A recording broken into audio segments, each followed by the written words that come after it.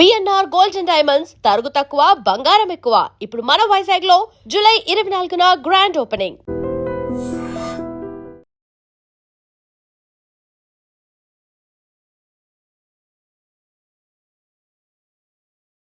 నమస్తే, welcome to I dream. ప్రస్తుతం స్టూడియోలో ఉన్నారు మోటివేషనల్ స్పీకర్ అలాగే లాంగ్వేజ్ ట్రైనర్ విజయ బంగారు గారు. మేడంతో మాట్లాడదాం. మేడం నమస్తే. నమస్తే వల్లి గారు. మేడం, ఉప్పల్ దగ్గర ఫిర్యాదుగూడలో 27 ఏళ్ల యువతి తేజస్విని అమ్మాయి అర్ధరాత్రి 2:30 సమయంలో నగ్నంగా ఇంట్లో నుంచి పరిగెత్తుకుంటూ వచ్చి కింద ఫస్ట్ ఫ్లోర్లో తలుపులు కొట్టి తర్వాత బ్యాచిలర్స్ రూమ్లోకి వెళ్ళిపోయి మళ్ళీ అంతే స్పీడ్గా పరిగెత్తుకుంటూ వచ్చి అమ్మవారి విగ్రహంతో సహా అక్కడ పక్కన ఉన్నటువంటి చెరువులో దూకి ఆత్మహత్య చేసుకుంది. మనం మీడియాలో చూస్తూ ఉన్నాం. అవును, తెలంగాణలో కాదు, మొత్తం ఓవరాల్గా తెలుగు రాష్ట్రాల్లోనే ఒక సంచలనమైనటువంటి కేసుగా ఉంది. ఈ మృతి అనేది అనుమానాస్పదంగా కనిపిస్తోంది. కానీ ఆమె తల్లితో నేను మాట్లాడాను మేడం. అక్కడికి వెళ్ళారు కదా, ఇంటర్వ్యూ చేశాను. ఆమె కూడా కొంచెం పొంతలు లేని సమాధానాలు, ఆమె కూడా కొంచెం తేడాగా మాట్లాడుతుంది, మెంటల్ గా డిస్టర్బ్ అయినట్టుగా ఉందా, అట్లా కనిపిస్తోంది. అంటే పోలీసులు అసలు వాస్తవాలు ఏంటనేది ఇన్వెస్టిగేషన్లో తేలుతాయేమో బహుశా. ఆమెకి మెంటల్గా ఎంతవరకు సరిగా ఉంది అన్నది మీ అంచనా ఏంటి మేడం? ఏం జరుగుంటుంది? ఇప్పుడు ఆవిడే అమ్మాయి బాగా చదువుకున్న అమ్మాయి అండి. చదువుకొని సాఫ్ట్వేర్ ఇంజనీర్, కొన్ని రోజులు బెంగళూరులో పనిచేసి ఆ వర్క్ టెన్షన్ భరించలేక, ఆ ప్రెషర్ భరించలేక రిజైన్ చేసేసి వాళ్ళది ఏదో విజయనగర్ అన్నమాట. సో అక్కడికి వెళ్ళిపోయింది. దాని తర్వాత మళ్ళీ ఏదైనా వెతుక్కుందామనే ఉద్దేశంతో తండ్రిని అక్కడ వదిలేసి ఓన్లీ తల్లి కూతురే వచ్చారు. కొన్ని రోజులు ఎక్కడో ఉన్నారు. ఇప్పుడు ఈ సంఘటన జరిగిన ప్లేస్లో కొన్ని రోజుల కిందటే వచ్చారట వాళ్ళు. ఒక నెల కోసమే ఉంటామన్నట్టుగా. అంటే జనరల్గా మీరు అన్నట్టుగా ఆన్లైన్లో యాప్ ద్వారా వాళ్ళకి అది దొరికింది. అదేదో మనం విన్నది ఏంటంటే 3,500 రూపీస్ పర్ డే అట. అలా పే చేస్తూ ఉన్నారు. వాళ్ళకు ఫైనాన్షియల్గా ఏమీ ప్రాబ్లం లేనప్పుడు మాత్రమే కదా 3,500, దాదాపు నెలకు 1,00,000 రూపాయలు. 1,00,000 రూపాయలు రెంట్ కట్టాలి అంటే ఫైనాన్షియల్గా అవన్నీ చూసుకొని వాళ్ళు అందులో ఆ స్టెప్ వేసి అక్కడికి వెళ్ళారు వాళ్ళు. సో ఇందులో ఓవరాల్గా ఏంటంటేనండి, వర్క్ టెన్షనా లేకపోతే అంటే వాళ్ళ తల్లి, మీరు గుర్తుందా, ఆమె చెప్తుందనమాట, ఒక 6 నెలల నుంచి రాత్రిపూట మా అమ్మాయి సరిగ్గా నిద్రపోవట్లేదు, అరిచేస్తుంది, నాకు ఏవేవో కళలు వస్తున్నాయి, నాకు రక్తం కనిపిస్తుంది అని తల్లికి కూతురు చెప్పేదట. అలా తల్లికి కూతురు చెప్పినప్పుడు కనీసం ఆ అమ్మాయిని తీసుకెళ్ళి ఒక సైక్రాటిస్ట్ దగ్గరికి తీసుకెళ్ళి ఒక కౌన్సిలింగ్ దగ్గరికి తీసుకెళ్ళి ఆమెకు కొంచెం ట్రీట్మెంట్ ఇప్పించుంటే ఇవాళ ఈ పరిస్థితి ఉండేది కాదు. అసలు ఎందుకు వస్తుంది, ఏంటి ప్రాబ్లం ఏంటి, నువ్వు దేని గురించి ఆలోచిస్తున్నావు అనేసి అవన్నీ తల్లి అసలు ఏమీ పట్టించుకోలేదు. మీరే వెళ్ళారు ప్రత్యక్షంగా. సో తల్లి అంటే ఒక 28 సంవత్సరాల కూతురు సడన్ గా రోడ్డు మీద ఇలా వివస్త్రగా వెళ్ళి ఒక దూకి చనిపోయింది అంటే అసలు కాళ్ళు చేతులు పనిచేస్తాయండి ఎవరికైనా. ఒక తల్లికి ఎంత బాధ ఉంటుంది. సో మీరే వెళ్ళారు. ఆమె ఏమాత్రం బాధ లేకుండా సూట్ కేసులను సర్దుకొని మేము ఉండట్లేదండి, మేము వెళ్ళిపోతున్నాం ఇక్కడి నుంచి, మా అమ్మాయి చనిపోయింది, ఇప్పుడు చనిపోయిన అమ్మాయిని మీరు తీసుకొస్తారని అడుగుతుంది. సో ప్రతి ఒక్కరూ అడిగారట ఆ కాలనీలో వాళ్ళందరూ, వీళ్ళ వల్ల మాకు చాలా డిస్టర్బ్ అయిపోతుంది, వీళ్ళ అమ్మాయి చనిపోయింది, అసలు వీళ్ళ సంగతి ఏంటో మాకు తెలియట్లేదు, మీరు తొందరగా ఇన్వెస్టిగేట్ చేయండి, చుట్టుపక్కల వాళ్ళు మాకంతా టెన్షన్గా ఉంది అని అంటే, అలా టెన్షన్ ఉండ వాళ్ళందరినీ చనిపోమని చెప్పు అని చెప్పిందంట ఈవిడి. చచ్చిపోమని చెప్పు, ఎందుకు ఉండాలట అని అంటే అలా మాట్లాడిందంటే నిజంగా ఆమెకు కూడా ఏదో ప్రాబ్లం, మెంటల్గా ఏదో ప్రాబ్లం ఉన్నట్టుగానే అనిపిస్తుంది. ఒక కూతురు పోయింది, చేతికొచ్చిన కూతురు పోయింది అంటే ఏ యాక్సిడెంట్లోనో పోయిందా, లేకపోతే ఏదైనా జ్వరం వచ్చో లేకపోతే ఒంట్లో బాగాలేకపోయింది అంటే కూడా బాధ ఉంటుంది ఒక తల్లికి. అలాంటిది నీ ఇంటి నుంచి నిన్ను లోపల పెట్టేసి బయట నుంచి నువ్వు గొల్లెం పెట్టేసి ఆ కూతురు 2 ఇళ్ళకెళ్ళి తలుపులు కొట్టేసి, అసలు ఆ ఇళ్ళకి వెళ్ళి తలుపులు ఎందుకు కొట్టిందో ఆమెకే తెలియాలి. అంటే ఆమెకు నేను అనుకుంటానండి ఆ 2 గంటలప్పుడు ఆ 12ంటికి 1 గంట మధ్యలో ఏదో ఒక కల వచ్చేసి ఆ అమ్మాయి లేచేసి ఇంకా హెల్ప్లెస్ కండిషన్లో ఏదో నాకు జరగబోతుంది, నేను ఇక్కడ ఉంటే నాకేమన్నా అవుతుందేమో అనేసి, ఇంకా అంటే జనరల్గా ఒక ట్రాన్స్లో ఉండేవాళ్ళు బలి గారు, మనం ఏం చెప్పినా వాళ్ళకి అర్థం కాదు, ఇంకా అదే అంటే నేను చేసేదే కరెక్ట్, ఇంకా మీరు ఎన్ని చేసినా కూడా ఫుల్ బాటిల్లో నీళ్లు పోస్తే కిందికి పోయినట్టే, వాళ్ళది ఆల్రెడీ ఫిల్ అయిపోయింటుంది, ఒక ఒపీనియన్ అనేది ఫిల్ అయిపోయింటుంది, మనం ఎన్ని చెప్పినా కూడా వేస్ట్. అట్లాగే ఈ అమ్మాయికి నన్ను ఎవరో ఏదో చేస్తున్నారు, సో నాకు ఏదో అవుతున్నది అన్న డిప్రెషన్ లో ఉన్నప్పుడు యాక్చువల్ గా నిద్రలో ఒక ఏదన్నా కళ వచ్చి అలా వచ్చి ఆ కళలో జరిగేదే రియాలిటీలో చేసిందేమో.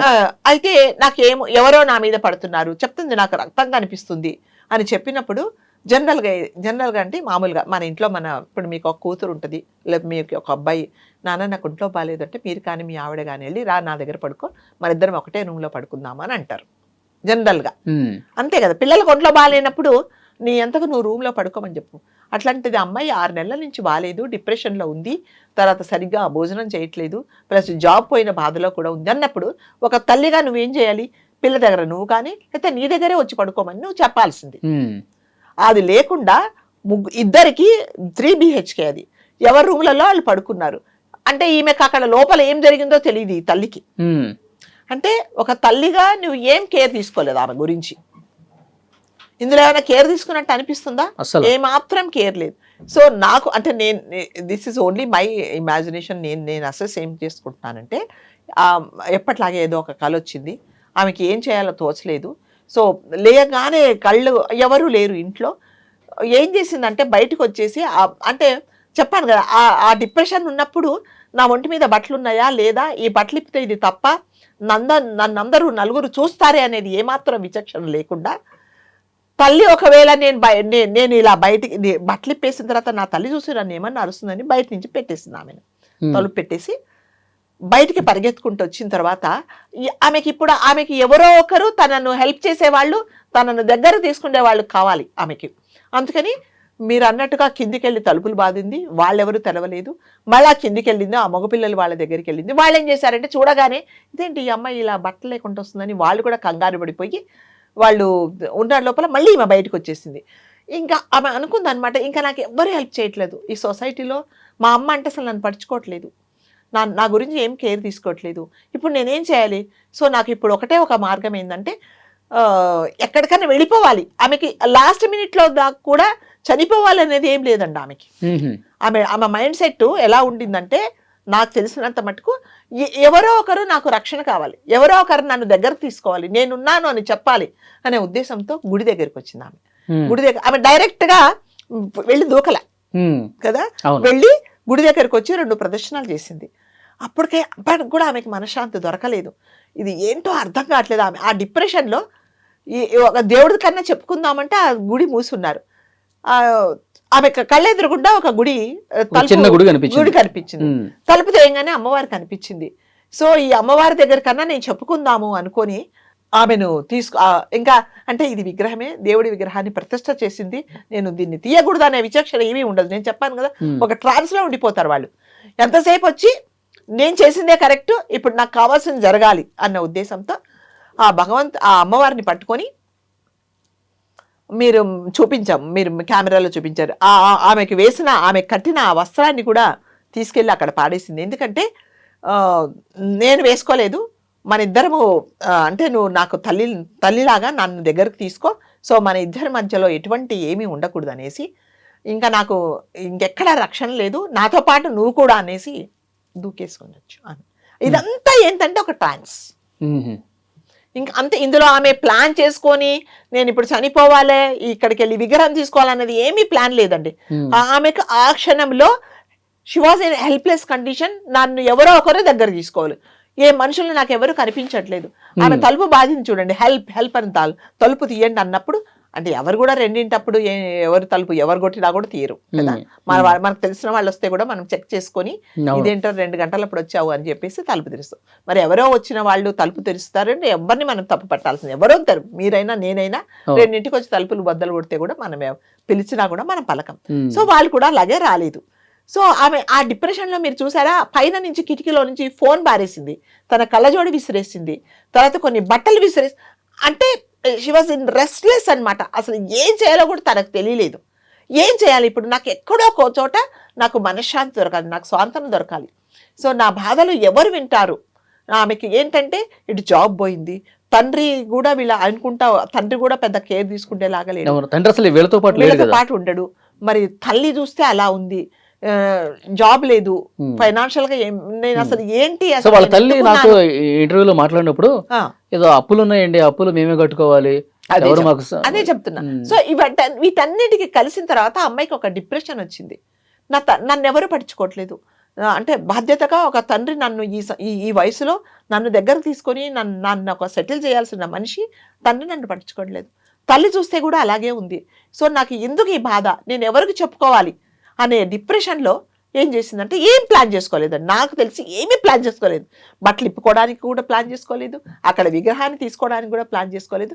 ఎక్కడ నాకు మనశ్శాంతిగా ఉంటుంది, అమ్మవారి దగ్గర నాకు మనశ్శాంతిగా ఉంటుందేమో, ఈమె నాతో పాటు ఉంటే నేను ఆమె నా దగ్గరే ఉంటుంది, ఇంకెక్కడికి ఉంటుంది కదా అనేసి ఆ లాస్ట్ మినిట్లో ఏం చేయాలో తోచలేదు, వెళ్ళి అందులో దూకింది అంతే.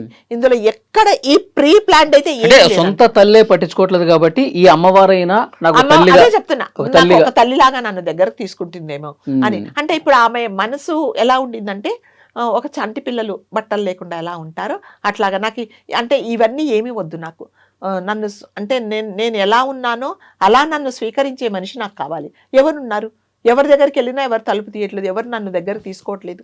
కాబట్టి అమ్మవారి దగ్గరికి ఆమె అక్కడికి వెళ్ళంగానే లాగేసుకొని మళ్ళీ నాకు కూడా బట్టలే కదా నీకెందుకు అనేసి అవి కూడా అవి తీసేసి దూకేసింది. అయితే బెంగళూరులో జాబ్ చేసింది కదా మేడం, సో 6 నెలల నుంచి జాబ్కి పోవట్లేదు, అక్కడ రిజైన్ చేసి వచ్చేసింది. అవును. సో అక్కడ పనిచేసేటువంటి కంపెనీలో ఏమికి ఏమన్నా ఇబ్బందికర పరిస్థితులు ఏమన్నా ఏర్పడ్డాయా? అప్పటి నుంచి ఏమన్నా డిస్టర్బ్ అయిందా? ఇబ్బందికర పరిస్థితులు ఉండొచ్చు, లేకపోతే తనకు ఆ ప్రొఫైల్ నచ్చకపోవచ్చు, ఏది ఏమైనా కూడా అక్కడ రిజైన్ చేసింది.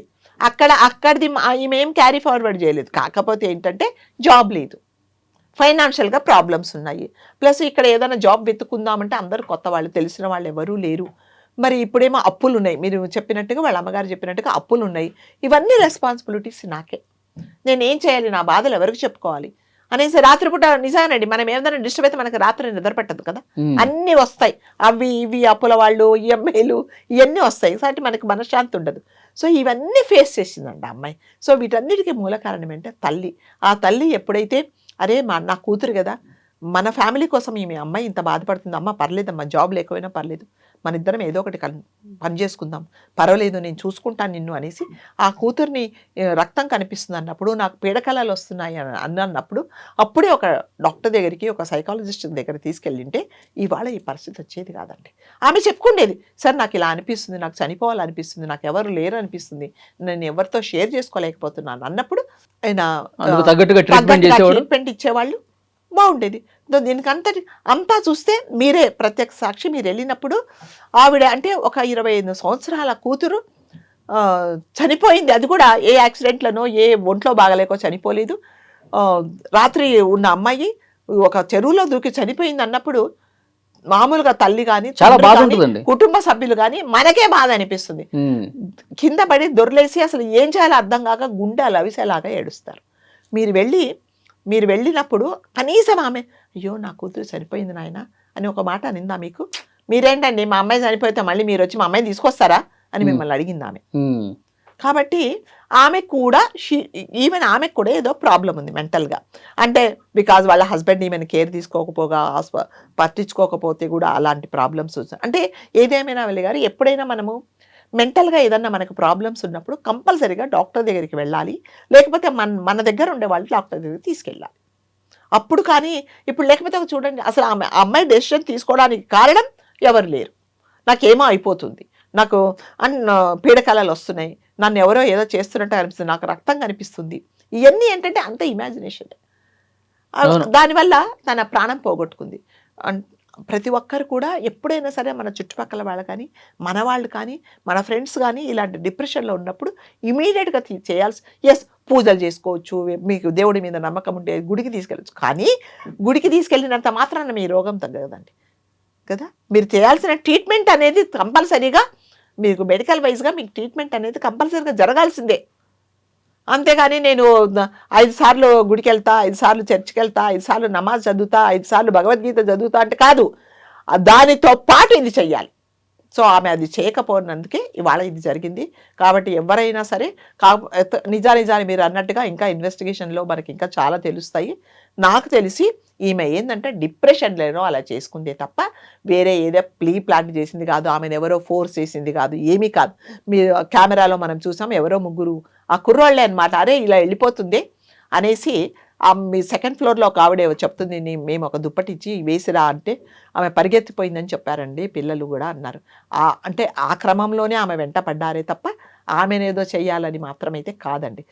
జనరల్గా కూడా ఎవరైనా మనకు ఎవరైనా సరే బట్టలు లేకుండా కనిపిస్తే మన మైండ్ పనిచేయదు. ఫస్ట్ ఆఫ్ ఆల్ మనమే ఒక షాక్లో ఉంటాం.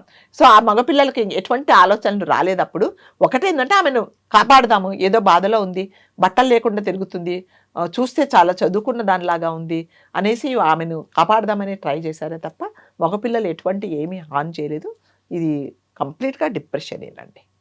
కాబట్టి ఎప్పుడైనా సరే ఒక డిప్రెషన్లో ఎవరున్నా కూడా మనం సజెస్ట్ చేసేదంటే దయచేసి మీరు హాస్పిటల్కి తీసుకెళ్ళండి, దాని వైజ్ మీరు మందులు ఇప్పించండి. ట్రీట్మెంట్ జరుగుతున్నప్పుడు మీకు భగవంతుడి మీద నమ్మకం ఉంటే మీరు క్రైస్తవులు అయితే చర్చికి తీసుకెళ్ళండి, ముస్లిమ్స్ అయితే నమాజ్ చేయించండి, మామూలుగా హిందువులైతే గుడికి తీసుకెళ్ళండి. కానీ ఓన్లీ దేవుడే చేస్తాడు అనేది మాత్రం కాదు. బాగా చెప్పారు మేడం. Thank you.